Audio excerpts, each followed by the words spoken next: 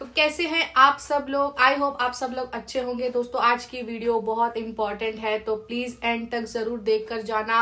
आसिफ चौधरी यही नाम इतने दिनों में हमें सुनने में आ रहा है, सिर्फ सुनाई दे रहा है, लेकिन कौन है आसिफ चौधरी और क्यों हमारे साथ में वो खड़े हैं, क्यों वो दोस्तों चाहते हैं कि हम सबका विड्रॉल मिल जाए, उनकी पीछे की कहानी और उनके आगे का जो वो विजन है, वो क्या सोच रहे हैं क्या नहीं सोच रहे हैं, ये वीडियो सब कुछ क्लियर कर देगा। हिलाकर तक रख देने वाला ये वीडियो क्लिप है दोस्तों, जो मैं आज आपको दिखाने वाली हूँ। एक नाम जो हम काफी समय से सुन रहे हैं, जब से हमने एकजुट होकर लड़ने का फैसला किया है, तो एक ऐसा शख्स है जो सबसे आगे आके खड़ा हुआ है। तो चलिए दोस्तों, आप सबको सच्चाई के बारे में जानना बेहद जरूरी है कि आखिर चल क्या रहा है। तो ये वीडियो क्लिप पहले आप देखिए, फिर हम आगे बात करेंगे। तो पहले आप ये क्लिप देखिए। एक मनी लॉन्ड्रिंग हो गई, दोनों अलग अलग चीजें हैं। फाइनेंशियल क्राइम की इन्वेस्टिगेशन इकोनॉमिक ऑफेंस विंग करती है, लेकिन साथ साथ अगर उसमें मनी लॉन्ड्रिंग हुई है तो ईडी कार्रवाई तो करती है। इसमें तो हुई है सर। हाँ, तो मैं वही बता रहा हूँ। सर, अगर जो लीडर अगर साथ नहीं दे रहे हैं हाँ। तो उनके खिलाफ तो कार्रवाई हो सकती है ना? बिल्कुल हो सकती है। जिन लीडर्स ने आप लोगों को धोखे में रखते हुए आप लोगों का इन्वेस्टमेंट कराया, आप जैसे और लोगों का इन्वेस्टमेंट कराया, उन लोगों के ऊपर पूरी कार्रवाई होगी, हर तरीके से कार्रवाई होगी। और उन्होंने एक एक रुपए की जितनी भी संपत्ति पिछले 5 सालों में खरीदी होगी, वो सारी जब्त होगी, और जब्त होने के बाद वो संपत्ति सब लोगों में बराबर बराबर हिस्से से बैठेगी। अच्छा, लीडर का नाम लीजिए। गारंटी मैं नहीं ले रहा, मेरे इंडिया का कानून मुझे ये गारंटी दे रहा है कि पैसा वापस आ सकता है, तो मैं इस चीज की गारंटी ले रहा हूँ। सर इसमें मैं एक छोटा तो मैं आपकी एक गलतफहमी दूर कर दूं, ये जो आपने पैसा दिया INR में दिया और डॉलर में दिया, ये डॉलर थे कहाँ?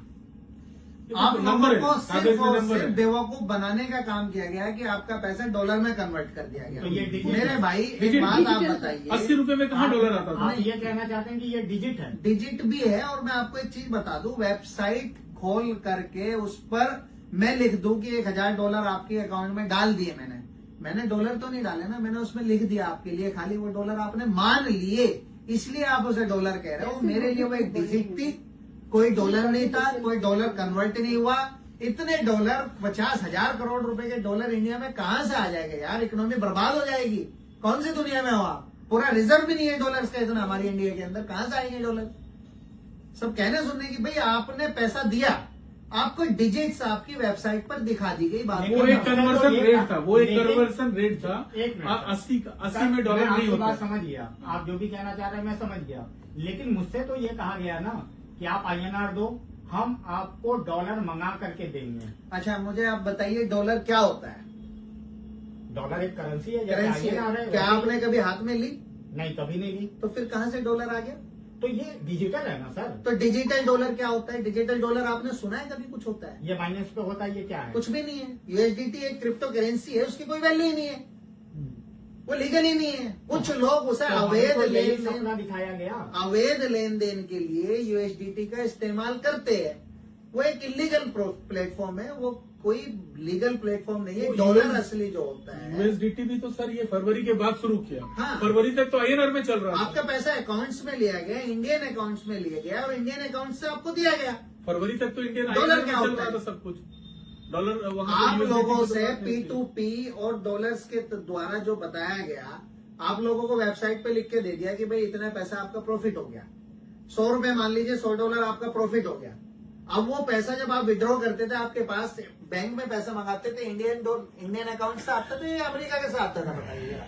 तो सर इसका मतलब ये हुआ, जो अभी हमें दिख रहा है, तो इस हिसाब से तो ये हुआ कि इन लोगों ने हमारे साथ फ्रॉड कर दिया। भाई इससे ज्यादा अभी भी अगर आप लोग नहीं मानते हो कि फ्रॉड हुआ है, तो फिर कब मानोगे? भाई इंडियन एजेंसीज कह रही है, ईडी कह रही है, CBI कह रही है, बड़ी बड़ी एजेंसीज कह रही है, STF कह रही है, पुलिस कह रही है, इंडियन कानून कह रहा है कि ये MLM पोंजी स्कीम थी, अनरेगुलेटेड डिपॉजिट स्कीम थी, ये फॉरेक्स ट्रेडिंग के नाम पर धोखा किया गया। आप लोगों को फर्जी वेबसाइट पर अंक प्रदर्शित कर करके, आपको नंबर्स दिखा करके आप लोगों से पैसा उतारा गया। और कैसे? अगर अभी भी नहीं मानोगे तो फिर आप क्या मानते हो भाई, बताइए मुझे जरा। कंफ्यूजन है कि मैं लविश चौधरी को बर्बाद करना चाहता हूं, मेरी पर्सनल उससे कोई दुश्मनी है, इसलिए मैं ये सब कर रहा हूं। मैं इन सब चीजों के बारे में आप लोगों को लिखित में भी जवाब दिए थे, मैंने आपको शेयर किए थे, और मैं दोबारा दे देना चाहता हूं, मैं लविश चौधरी से कभी मिला नहीं। हाँ, कुछ लोगों का कहना ये भी है कि मैं लविश चौधरी का रिश्तेदार हूं, कुछ लोगों का कहना है कि मैं लविश चौधरी का पार्टनर हूं, कुछ लोगों का कहना है कि मैं लविश चौधरी की कंपनी में इन्वेस्टर हूं।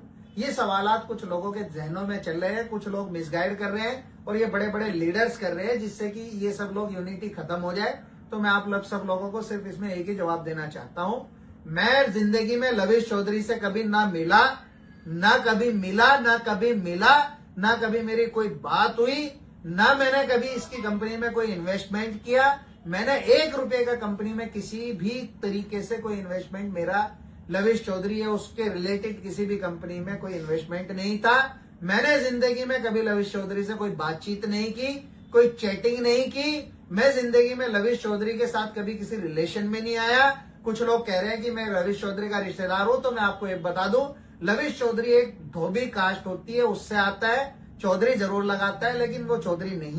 तो दोस्तों देखा आपने कैसे कार्रवाई जो है वो जोरों शोरों से चल रही है। हर तरीके से दोस्तों विड्रॉल लाने की ये जो कोशिशें चल रही है दोस्तों, ये बहुत ज्यादा बड़े लेवल पे अब जाने वाली है।